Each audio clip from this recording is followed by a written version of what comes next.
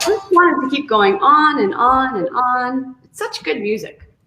It's like the perfect Sunday morning vibe music, isn't it? I think so. It's a great opening hymn. Good morning, everyone. Thanks for being here with us.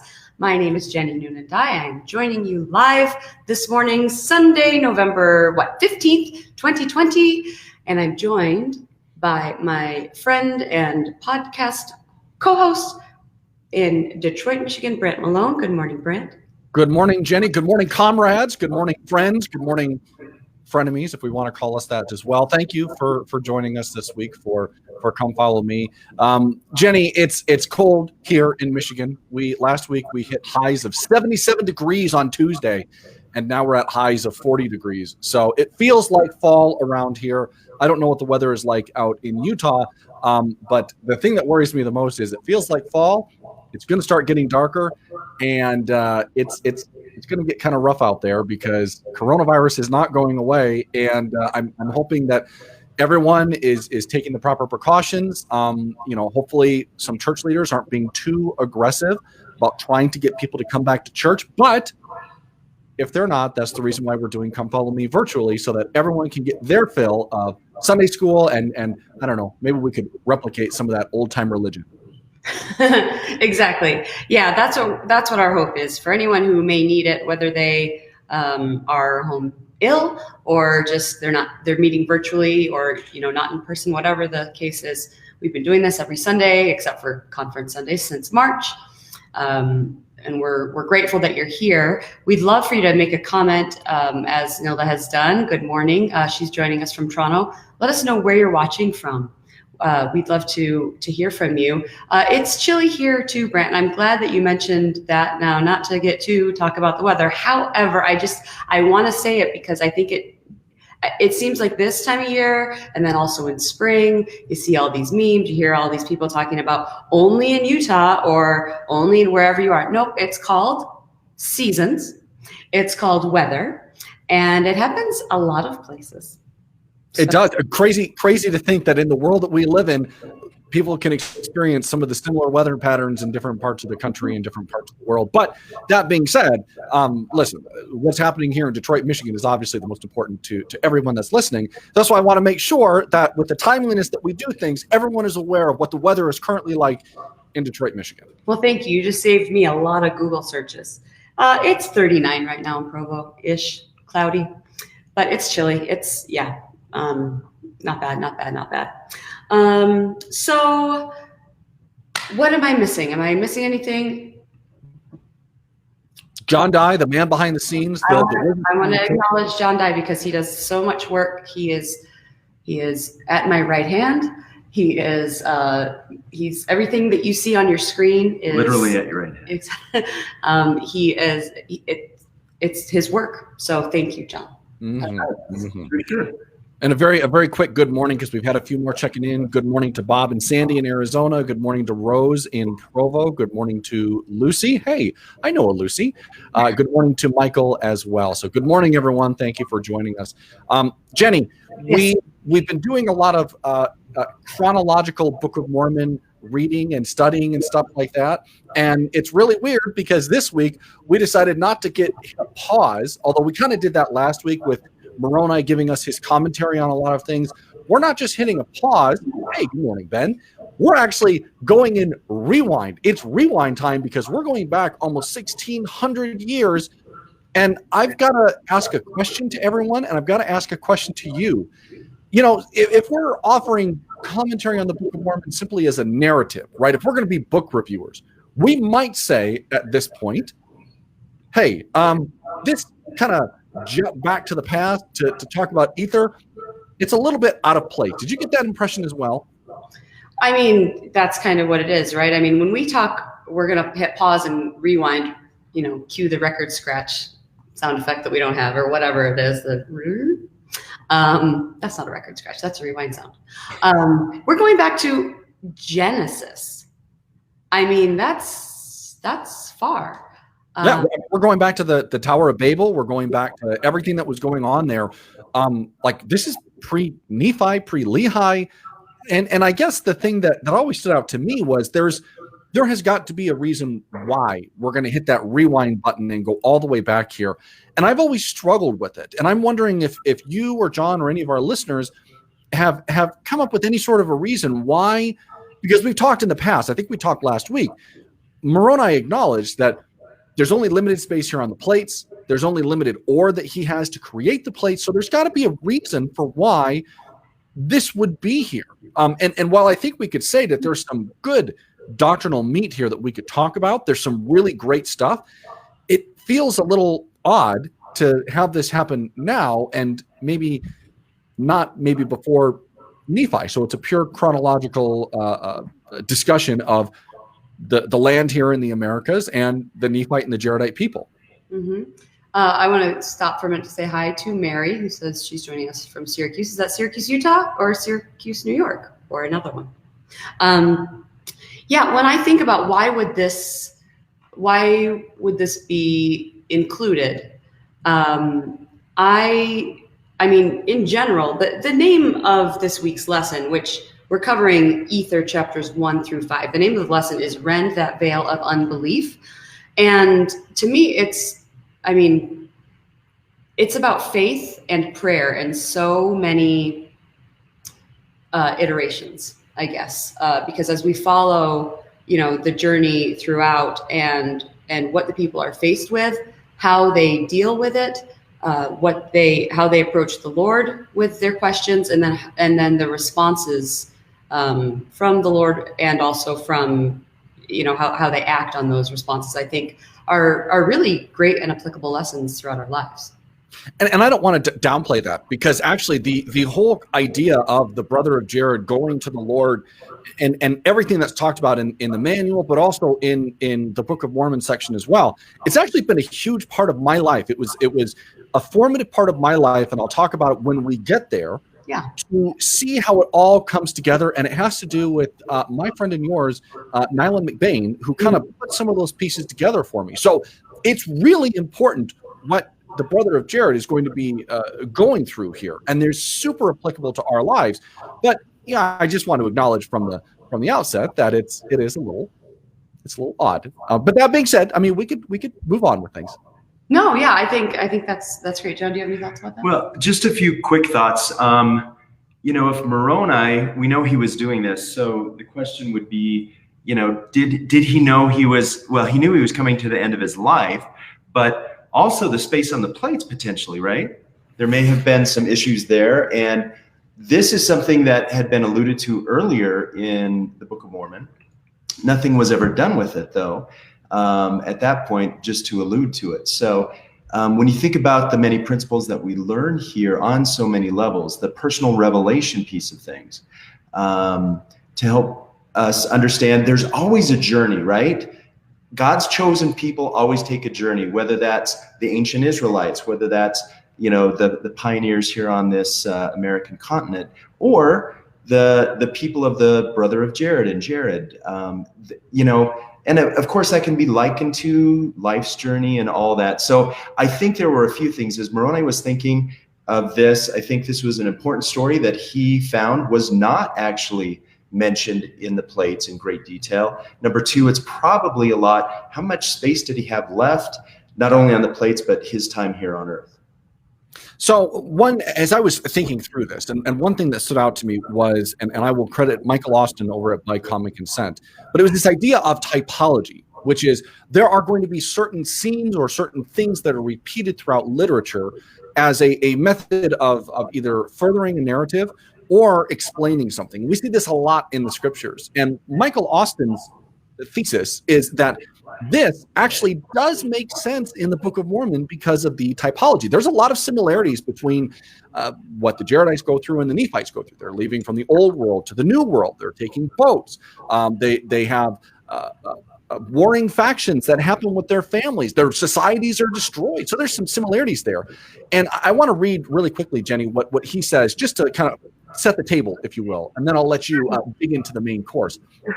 He says, the typology in Ether works in two directions at once. Along with all the types of scenes that connect it to the Lehi narrative, another set of type scenes connected to the Book of Mormon's origin story. It functions in Mormon's narrative in much the same way that Mormon's narrative functions in Joseph Smith's story. In both stories, for example, the records of a vanished people are hidden by a lone survivor and discovered and translated by prophets through the gift and power of God. Furthermore, the plates of ether are hidden with other records in the ground, and Mormon is told as a young boy of 10 that he will be allowed to retrieve them when he is about 20 and 4 years old. For Joseph, it is 14 and 22. So it's easily close enough for a type scene. And this is what he says. This is why I think that the Book of Ether makes sense where it is. Typologically, it tells us two important things. One, this has happened before. And two, this is all going to happen again. Positioned where it is at the end of Mormon's narrative, just before Moroni says his last words and buries the plates, it can point simultaneously to all that has gone before and all that will come after, and assure us that all of sacred history forms with our own time a logical continuum governed by a consistent deity and a predictable set of narrative patterns. And we've talked a lot in the Book of Mormon about this idea of the pride cycle. And there's a lot of people who view the Book of Mormon and try and view what's going on in our day to see, are there any similarities that we can see here? So I disagree with Michael in the sense of, I still think it's a little out of place towards the end of the Book of Mormon after we've had the descent of the Nephite civilization. But I think I understand why it's there, because we see these consistent themes repeating through the scriptures. We see it in the Book of Mormon. We see it in church history. We see it in the Bible. And I think that that's an important way for us to say, here's what's going on. And as John is showing here on the scene or on the screen, we can see that this is how it all fits into the entire Book of Mormon, the commentary that's going to go on with Moroni, because that's the other thing. He's going to be abridging what's going on with Ether and then throwing in some of his additional thoughts. And so all that being said, it's a story within a story, and it's another tragic story. It's got a similar end as does the story of the Nephite people, but it's also a really interesting way to see this whole idea of history repeating and time is one flat circle. Yeah, so then I guess, theoretically, what would happen then if we just took it and did make it all chronological and that the beginning lines of the Book of Mormon that everyone repeats all the time instead are, and now I, Moroni, proceed to give an account of those ancient inhabitants. You know what I mean? Like it's, I don't know. It's interesting to think about. Thank you for sharing that.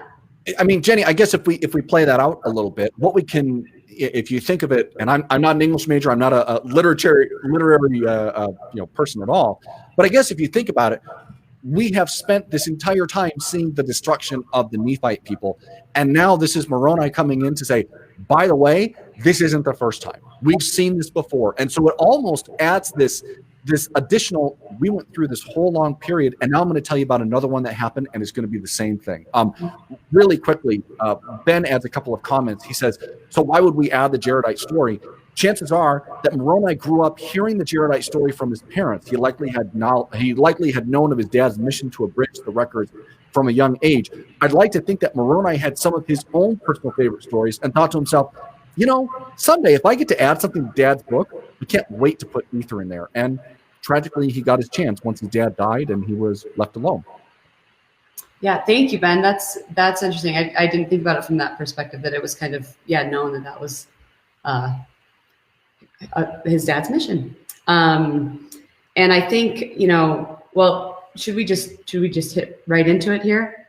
Let's get into it. In chapter 1 of Ether, basically what Moroni is saying, he's like, I'm going to keep going, but we're going to talk about these ancient inhabitants who were destroyed by the hand of the Lord upon the face of this north country. And then in verse 2, and I take mine account from the 20 and 4 plates, which were found by the people of Limhi, which is called the Book of Ether. And then he describes there's a lot here, and a lot of it has to do with the creation and Adam and other things that we know about. So I'm just going to go ahead and he doesn't say abridge, but that's what he's doing. He's pulling from it what he feels inspired to share. And in verse 6, it says, and on this wise do I give the account. He that wrote this record was Ether. And then he goes through Ether's genealogy all the way Just so everyone's aware, this is who this ether guy is. We got to go as far back as possible. Exactly, which I think is notable, because I was thinking about that too. I admit that throughout my life, I remember, reading these, begat so-and-so, was the son of so-and-so, was a descendant of, and that's one thing I do want to say, because a lot of these are, the son of, the son of, the son of. When you get to verse 23, Morianton was a descendant of, so who even knows how far that is. But I just remember being like, okay, like these are quick, short verses. But this week, I was really struck by the significance of that. Like, wow, that would be like me writing the history of, how far back of one of my ancestors. And so anyhow, in verse 33 is when he... Can I just make a quick comment on that? And I'm going to make this comment here with our virtual Sunday school meeting, because I don't think I'll get in too much trouble as compared to if I was in church. I think it's incredibly inspiring to see really how all the puzzle pieces come into place. And we can see how, while I personally don't think that God is a micromanager where he's going to move everyone an inch here and an inch there and a centimeter here and a centimeter there, you could see how God is a manager, a macro manager, if you will, by making sure that things are aligned so that this can come from this line. The thing that I'm going to throw in here, though, and the thing that gets me in a little bit of trouble sometimes, is sometimes people take that a little too far, and they think, and I've met members of the church like this, I'm not sure if you have, Jenny, but they think that some of that also applies to their own personal lineage, and that they can sit here and say, well, I'm a descendant of the Smiths, and so therefore you need to listen to me, or I know, or I have something. I've seen people do this. Oh, well, so-and-so's a Smith, so-and-so's a Young. And for me, I almost want to sit here and say, that's really great. Like, you should be proud of your heritage. You really should. Like, there is something to be said about the sacrifices and the things that your ancestors have added to the gospel and all these things. Some people use that in a different way, though, almost as in, yeah, they're the Smiths, so they kind of know what they're talking about. I don't know about that. And I'm not sure if you've experienced any of that, Jenny. You are around people who have a lot more pioneer heritage. I've only experienced it from afar, but I have experienced that in my life. So I just want to make sure I'm understanding you accurately. So are you saying about how some people use their own personal genealogy when it comes to church membership as sort of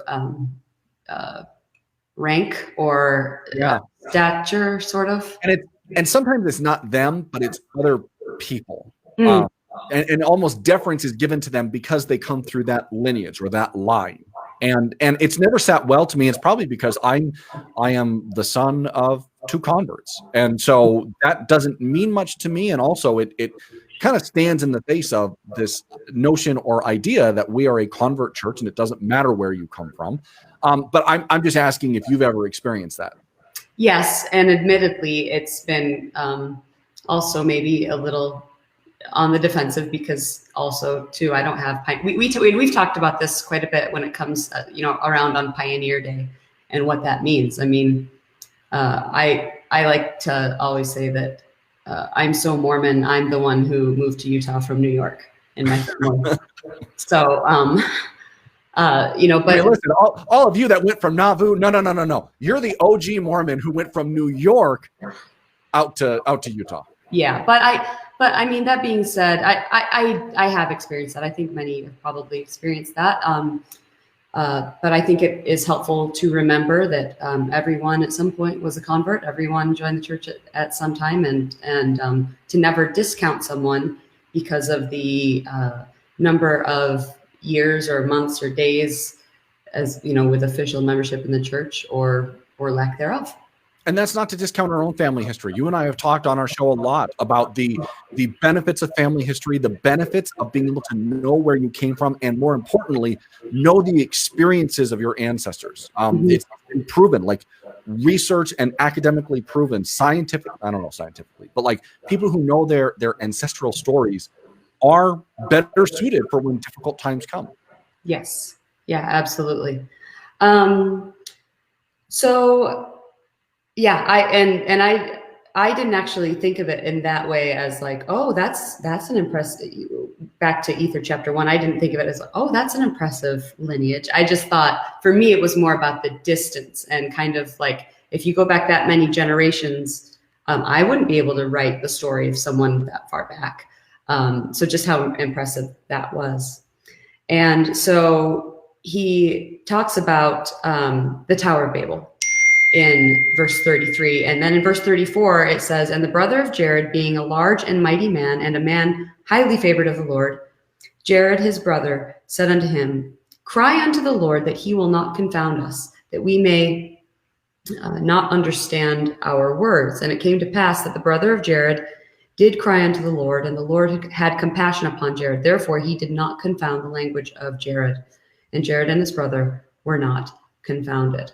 And so I really like this. Then he goes through and, he just says, please go pray, go ask the Lord that, that our language won't be confounded, that our language, I guess, may be preserved. And then he asks them to make another request, to do the same, to extend it to their family and friends.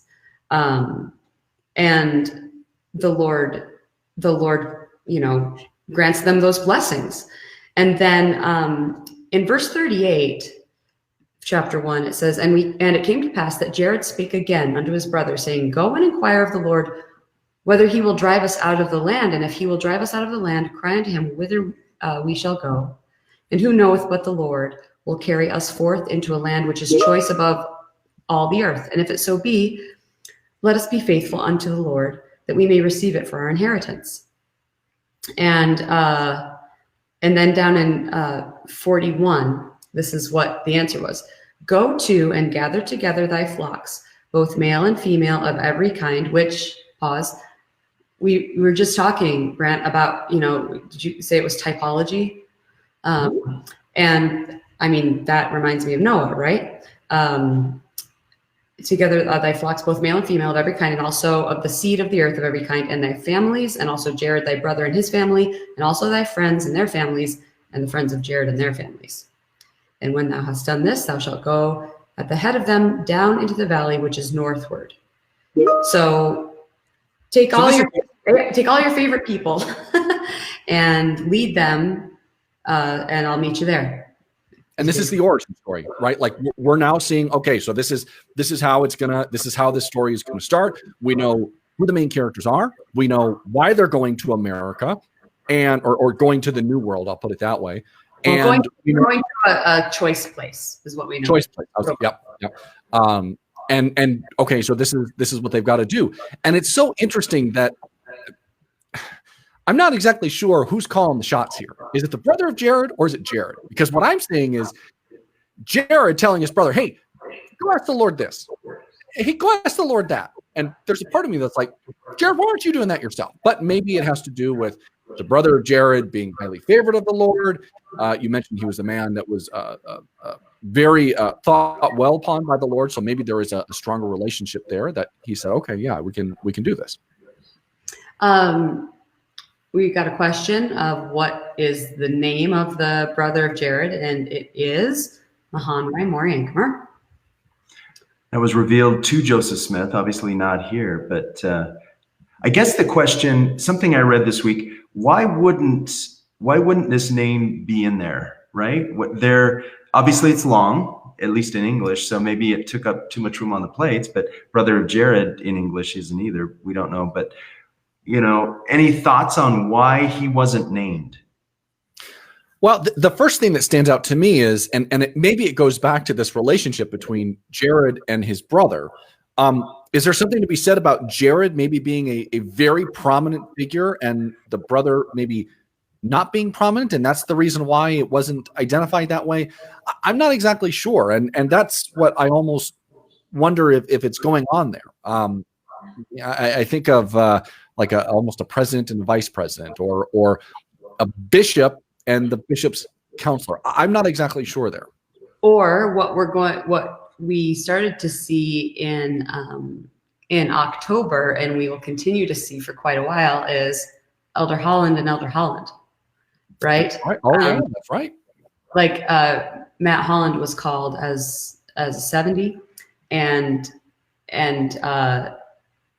I mean, he of his own accord is a brilliant man and very thoughtful and engaging speaker. just like his dad. But you know that there are people that forever he'll be Elder Holland's son. Mm-hmm. And not that there's anything wrong with that. So it speaks to those things. So. Yeah, one thought, if I can, just based on what I read this week and what I heard this week, was one thought is maybe only the royal were named, during this time. So that's one option. A second option is, were they actually blood brothers, right? We call each other brother Bran. Maybe this was somebody that Jared, who may have been a leader of the people, saw that was highly favored of the Lord. So he went to him and he asked him to do some things that he couldn't do or didn't feel like he was prepped and ready to do. John, just to go with that, that was another thought that I had, was maybe we're talking about a civil leader in Jared and then a religious leader in the brother of Jared. And if that religious leader might not have been as well known versus Jared, then that would make sense to say, okay, this is just the brother of Jared. Absolutely.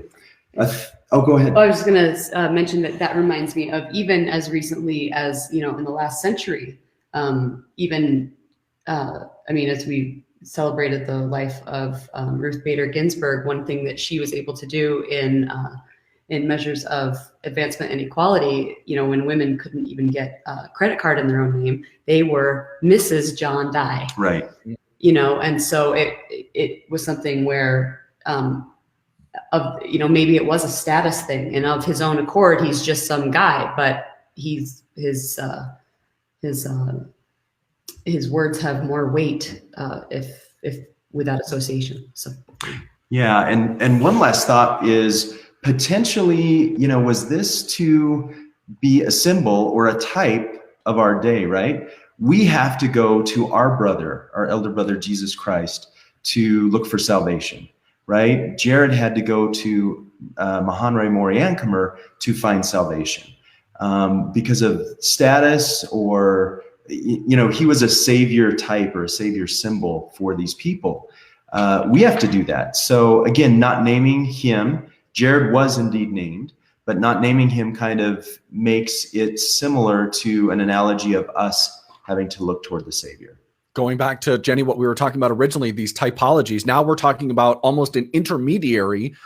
This is what the answer we need. Let us go to the intermediary.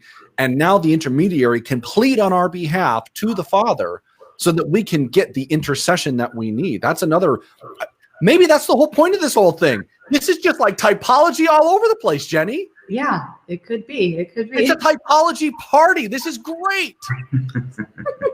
Typology all over the place. Oh, that's great. I want to make sure that we get to, at the very beginning, we were talking about this kind of like, what is it? What's the, I don't want to seem disrespectful by saying what's the value, obviously, but what can we learn from these chapters? Oh yeah, let's go to these comments here. Sandy says, I always heard his name was so sacred, but why was it sacred?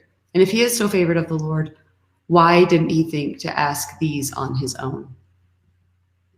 Those are valid questions. Maybe the reason why we heard his name was sacred, I'd never personally heard that.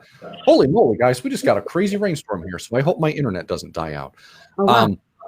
Maybe one of the reasons why was because it's very rare, and we're going to talk about this a little further on in this reading, but at this point, he was one of the only people to see the Lord in the flesh. And maybe that was a reason why his name was so sacred, because he had that very special experience. Mm. Yeah, it could be. Just a few other comments here. Yeah. Jamie shares, that's my thoughts too. Two different callings like Alma and Mosiah, a civil leader and a prophet or priesthood leader. Sure. Yeah. Power team. Very good. Awesome. So I'm sorry I'm distracted. I'm trying to tell my wife that we might need to batten down the hatches here. Okay. Be safe, please. So we talked about before, that a lot of this to me reflects on not just faith and prayer, but kind of the interaction that prayer can be, if that makes sense. I want to go to, this was kind of, something that was in the teacher manual, something from Elder Richard G. Scott. He said this back in 1989, but he talks about recognizing answers to prayer. He says, when we explain a problem and a proposed solution, sometimes he answers yes, sometimes no. Often he withholds an answer, not for lack of concern, but because he loves us perfectly.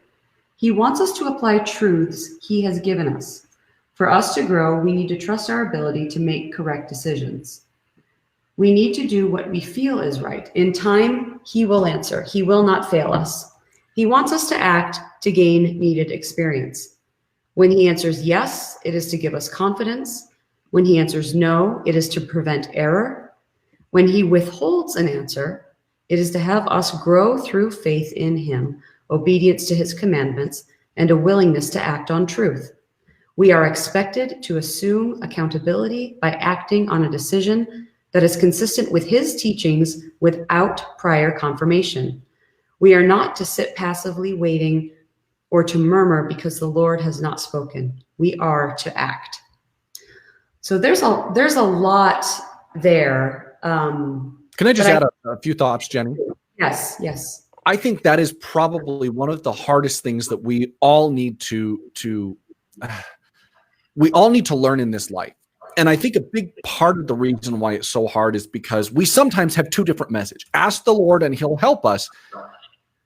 But sometimes it's going to be on the Lord's timetable, and sometimes it might not be what you want. So how do we navigate that? And I think that in the context of what's going on here, I've always liked this progression that we see of going and asking the Lord to help. But it's not just almost a helpless asking.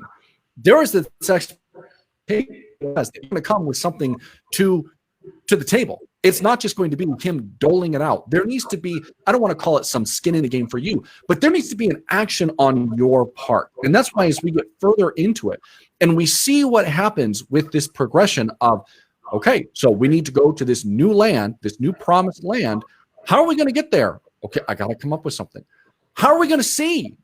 I got to come up with something. And it is not a handout of this is the way you do it. It is so what are you going to do with this? And before I get into my big thing about, so what are you going to do? I'll turn it over to you and to John and to some of our commenters, because I got to build up to that. I got a lot to say about that, Jane. Okay. Well, thanks. Yeah, I think to me, and again, this kind of goes back to what we always talk about, which is, applying it to our own lives. And I tend to think of that a lot, in regards to teaching my kids something. There are some things where, my kid will say, well, I want to learn how to cook this. And some of it, they ask for something. There are different aspects. Like even if you think of a recipe, there are certain aspects where they ask for something and I can provide it. Like, oh, I want to make, I don't know, cookies.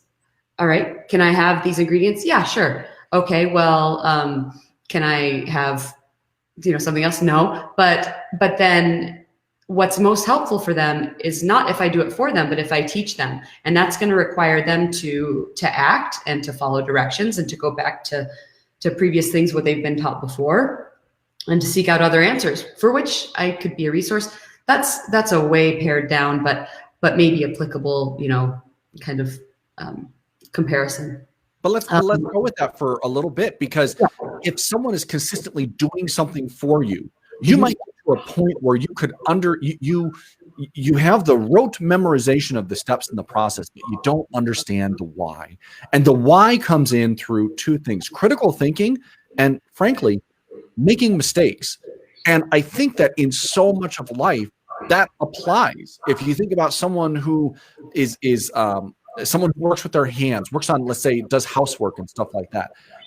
For me, it's great to have a resource like my father who could tell me exactly what needs to happen. But what's more important for me is, as I've had a house now for quite a few years, is going through this process of figuring out, oh, that was a mistake. Mm-hmm. And why? And I can replicate this with another process over here. It's the same thing when it comes to our professions, when it comes to school. I would even say that what we're also trying to explain in this situation is it's the same thing when it comes to the gospel and everything on our earth life. We have to make mistakes, but we have to make those mistakes because we need to learn from them. And we learn from them not by having someone like we saw with Lucifer in the pre-existent say, I'm going to tell you guys everything you need to know, so you don't need to think. It's sometimes by having the ambiguity of, so what are you going to do here?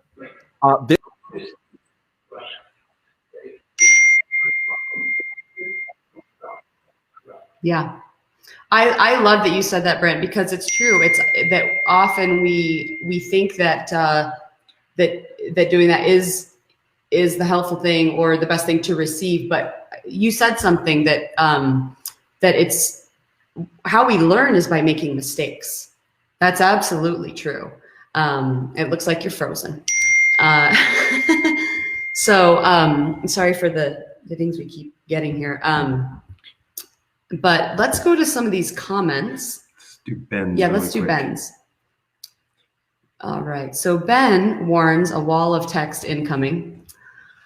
On this land, serving God, Ether 2:9, this appears to be one reason why Moroni included this story. The people in his land gave up serving God and were summarily destroyed. I used to believe this meant that this land, if we're talking about America, was supposed to be all Christian and by extension, Mormon. That the whole purpose of life was to get everyone baptized into my church, make sure we're all on the same team. I envisioned the country looking like Utah County. Oh, LDS chapels on every other block. Utter cultural homogeneity and no sign of non-LDS people anywhere, at least not that my sheltered eyes could see. What a naive, selfish view. The verse doesn't say, this land will be full of Mormons. The verse says, this land will serve God. And what does King Benjamin teach us about serving God? We do it by serving each other, even the least of these. That is the secret of why a nation, any nation, would become great in God's eyes, by caring about and helping each other. It can happen by spontaneous, unbidden acts of service, where people voluntarily help each other of their own free will and choice, where individual groups actively seek out the marginalized and bring them into the margins, tearing down the walls that separated us and binding up their wounds. It can also happen by institutional arrangement, where government bodies establish rules, policies, and procedures that ensure the least of these are not forgotten, where they create laws to establish peace, ensure domestic tranquility, and promote the general welfare. It can happen via both public and private enterprise. In fact, it has to, because there is no single, there's no one single bullet, one perfect program that will fix every ill in society. Just like there are different medicines for different parts of your body. Some days we need therapy and a good cry. Other days we need a strict regimen of antibiotics. We need every tool at our disposal to help each other, and we need to want to use them. We need to want to be our brother's keeper. We need to want to learn the healer's art. That is how we'll make this country not only great, but good. Wow. Thank you, Ben. That, I think that's an excellent perspective, because I think you're not alone in that kind of, how did you describe it? Naive and selfish even view that, oh, well, if this is choice and choice means, Brant's ready to join our broadcast. If the choice land is here and the choice religion is this, then that means that, how did you say that it would look like Utah County, which it doesn't all look like that, but that's the answer and that's the answer. But really, I mean, what you're saying, not just the different programs, but over time, because as the needs of the populations change, those systems, those programs can also evolve. They can evolve to meet the people's needs. And in God's kingdom and serving God's children, they would and they will. Hi. Welcome, Brant. We just went over Ben's contribution. It was quite good. Well, see, there's a good reason that I wasn't involved, and now I'm getting feedback, but I think we might have gotten that fixed. Anyways, the power went out and now it's back on. So, that's what we do. I'm so glad. Lisa, you asked about that quote from Richard G. Scott. It is from November of 1989. So the October 89 conference. The talk was called Learning to Recognize Answers to Prayer. And I can go in to the comment section here and type it out for you or give a link to it after we're finished. Okay. So we've got about 10 minutes left. Can I get into some of my thoughts on? Yeah, that's because there's a lot to cover. Go ahead.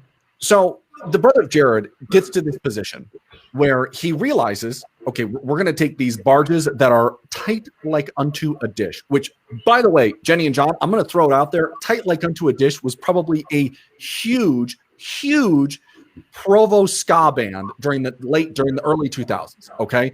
As we can see here, yes, this is how we do things. We tell people it's tight like unto a dish because we're trying to be hip and cool. Or is that a Valentine's card and say our love is tight like unto a dish. I'm going to apologize to everyone because my 18-month-old decided to come in the room. Don't you dare apologize. She's the sunshine of our lives.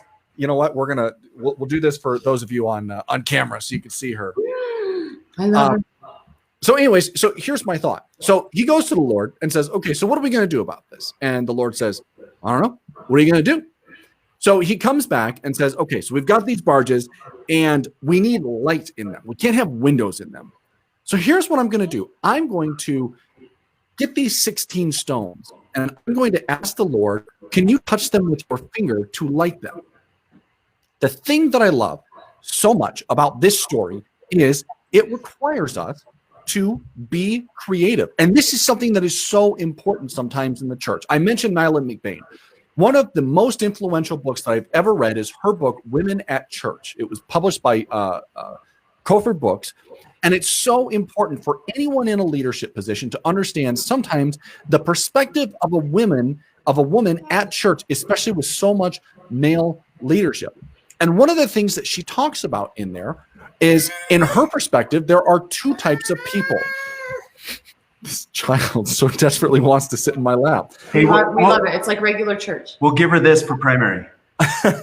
This is her primary. So one of the things that she talks about is, are you going to talk to us too? Thank you. One of the things that she talks about, boy, it's really, this is what it's like trying to work full time, by the way, too. She talks about there's two types of people in her perspective. There are some of those people out there who are constrained by the rules. Because it says, I can't do X, I can't do X. There are others that are liberated by some of the rules and constraints that we have. Because it doesn't say, I can't do X, why not? And I think that's so important in a situation like what we're seeing with the brother of Jared here. The Lord didn't say, no. There's no way that you can let me touch this. As a matter of fact, the Lord said the opposite. This is him using his creativity to say, oh, okay, this is an interesting way for you to go about solving this problem. And I think that is such a powerful metaphor and type for what we are experiencing, because sometimes people want the Lord, church leaders, whomever, to solve all of their problems for them. But that's not the way that the world goes. And I don't think that's the way that the Lord goes. The way that we do this is, let's come to the table with the best possible idea that we can, and let's see if the Lord is willing to help us with that. Yes, thank you. I love that, because exactly like you said, I love the tie-in to Nyland's book, because it really is, just because things have always been done this way, or just because we've never done things this way, are we allowed to do these things this way, or can we change it? And there's no reason why we can't take those ideas or inquiries to the Lord. I like what Lisa Reed shares in the comments. She says, I like to come to the Lord with a decision as much as I can, as opposed to asking him what I should do. And to be honest, I think, at least for me, in my experience, there's been a lot of times when yes, Laurel, thank you, ask him to guide. That's been a lot easier question to ask, or to rather, I guess, receive an answer to, meaning, what should I do? That's asking for a lot of possibility, or as opposed to, I feel like this is the better choice. Can you please help me know if I'm on the right track? Or I'm making this choice, and if I shouldn't make this choice, I need you to stop me. Yeah. I've always been fascinated by the decision process that U.S. presidents go through, because really, if a problem is getting to the president's desk, it's gone through many, many layers to determine, okay, is there anything that we can do about this? And one way that I heard it described to the president about the president's decision of what he needs to make is usually it's like a 49 decision. There's no good decision here. And that's tough. And some presidents have talked about, Barack Obama talked about, he goes through decision fatigue because you have to make decisions. And if you think about that, there's a lot of times that's what's going on, is we just need to make a decision somehow, some way, and then go to the Lord and say, okay, this is what I'm doing. I've used my mental faculties to make this decision as best as possible. Is this good? Is this what I should be doing? Yeah, decision fatigue is real. Absolutely. There's a reason why sometimes by dinner time, I'm like, I don't want to, just tell me what to make. Yeah. So yes, the brother of Jared, did he go to Pottery Barn? I'm just kidding. We found an image that we just thought was so funny, that John's going to share for those of you participating via video stream, of. Oh, would you look at that? Oh, it's ready for the holiday special. Oh, but so I just thought that was too perfect. You know what I'm going to do is I'm going to start putting these inside of our bathrooms so that, oh, look at this, and this must be the modern interpretation of the barges tight like unto a dish. Yeah, that's how they traveled. Oh gosh. Just a joke, guys. Just a joke. Really quickly, I really like what Jamie said here. She said, I think Russell M. Nelson is the epitome of this. Let's change it up. Why are we doing this? Let's do something new and higher and holier. And Jamie, I will say this. When I think Jenny and I were recording when we found out that President Monson has passed and President Nelson would be the next president. And Jenny, I won't speak for you. I know for me, I wasn't expecting very much. President Nelson was a very, how do I want to describe it? He didn't go outside of the box very often in many of his general conference talks. They were very focused on gospel foundational topics, and on a very foundational level. And yet once he becomes church president, it was, let's do this. And as a matter of fact, your quote is kind of what he has said. Why are we doing these things? That's what I've heard from people who have been around him, is that's a consistent thing. Why do we do this? Is there a reason why we're doing this? Those are great questions to be asking. And I think that sometimes we get into a routine, but that's also where I think that this level of creativity that we need to see in the church and in the gospel is important. We talked a little bit about how missionaries have gotten creative during this time of coronavirus. We've talked about how some wards have gotten creative in trying to work within the constraints that we're given to, for example, get the sacrament out to people. And I've heard of one ward, we've talked about it on the show, who literally did a drive-through sacrament administration process, just so that people who couldn't have the sacrament could take the sacrament. Exactly. And if you would have asked any of us, even a year ago or earlier this year, well, I changed my mind. I want to have sacrament at home. I think there would be a significant portion of people who would say, you can't do that. Right. And it's not that you can't do that. It's just, why not? Or under what circumstances? Or what's the need? And I cannot recommend Nyland's book enough, especially if you're someone who is in a leadership position where you work with women in the church.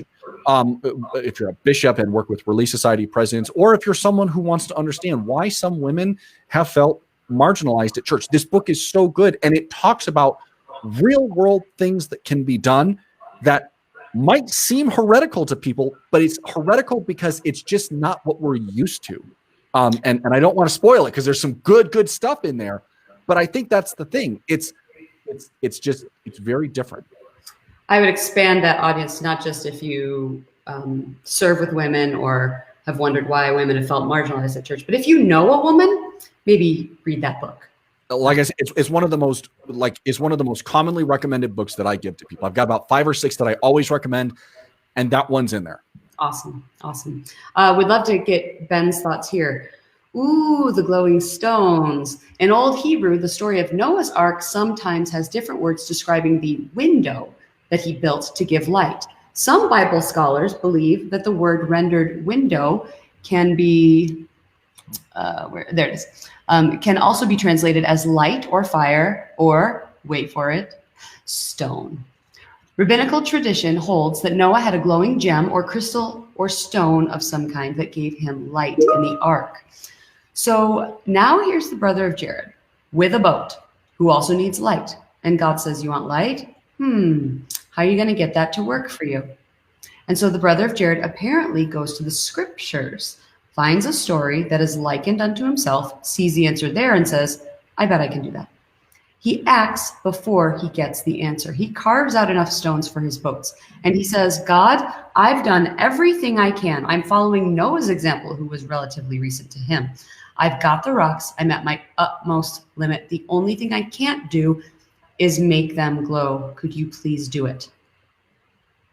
And the veil parts. And that's when he sees the finger of the Lord, which is such a huge blessing too, because I mean, as you know, we've read about the Lord appearing in a cloud, and so there definitely were ways that could have transpired without him seeing that, but he did. So Pam is asking if we could name the book again, and I just sent the link to John if John's able to pull it up and share it. It's called Women at Church by Nyla McBain. And it was published back in about 2012. So this would have been at the peak of some of the conversations about the experience of women at church. And it was a fantastic, fantastic book that talked a lot about those experiences. Not only one, kind of setting the table and saying, this is why some women feel the way that they do. But then the second half of the book is, and these are some things that we can do, both from a woman's perspective, but also from a leadership perspective, to change some of those things. Yeah, and I would grab my copy, but I have not unpacked my boxes of books from the move yet to be able to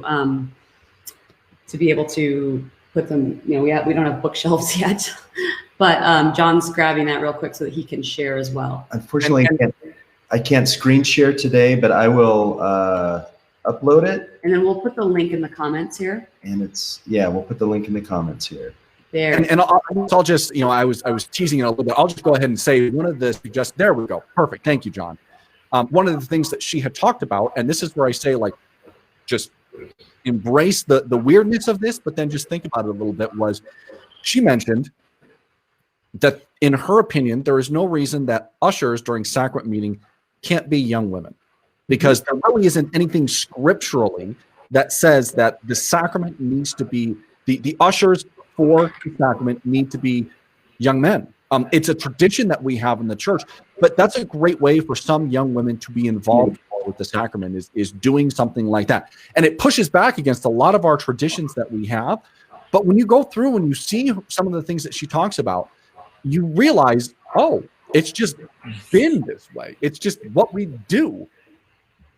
Yeah, absolutely. I mean, there's a lot of that. And I mean, I think the more we delve into the difference between doctrine, culture, practice, tradition, then that's where we can see the differences there. So, and yeah, and I will go ahead and I'll put that link to you. Oh, did you already get it, John? Yes. Okay, great. Perfect. Well, I think we're actually about out of time. I want to share this with you. The lesson for next week, so what we will be studying this week, is also in Ether. It's chapters 6 through 11, and we'll meet back here together again next Sunday, November 22nd. It'll be 9 a.m. Mountain Time and 11 Eastern and all the times in between. But I just want to share with you, because on occasion, I will find one of these gems, which provided by the Sunday School Teacher's Manual. And it just says, kind of a teaser for next week. Invite class members to imagine that their political leaders were continually capturing and killing one another. We really want to go down this road, Jenny. We Nope. really want to go down this road. Listen, I'm just saying, if you're like, oh, but what? This is boring. Hey, there's a lot of exciting things coming up. Because in Ether 6 through 11, we'll read about how this happened to the descendants of Jared and his brother. And we'll find some warnings that will help us avoid the problems that they faced. Not that we need anything, and not that we have, anything like any political strife right now in this country, but anyhow. Don't know what you're talking about, Jenny. Don't know what you're talking about. All right, so that'll be next Sunday, right? Yes, that's right. And in all sincerity, thank you all so much for being here. Thank you for being with us, for submitting your questions, your thoughts, letting us know where you're participating from. Thanks to all those who are on who didn't share a thing publicly. We're glad that you're here. Thanks to John again for all your work off to the side here. For John spends, it's more than just this hour. He really invests time during the week, and we're grateful for him doing that. Brant, thank you in the midst of your storm, and and please never apologize for your daughter interrupting, because that was perfect. That was really good. That's the equivalent of getting her from the stage during sacrament meeting, right? That is very true. Listen, if we're going to replicate church, let's replicate church as best as we can. Nth degree. So thanks everyone. Really appreciate you being here. Don't forget that you can join Brant and me on the Mormon News Report podcast. We'll be recording this week. And I think that's all. Thank you, Brant. Thank you, John. Thank you, everyone. And we will see you again soon. Have a great week. Thanks, everybody.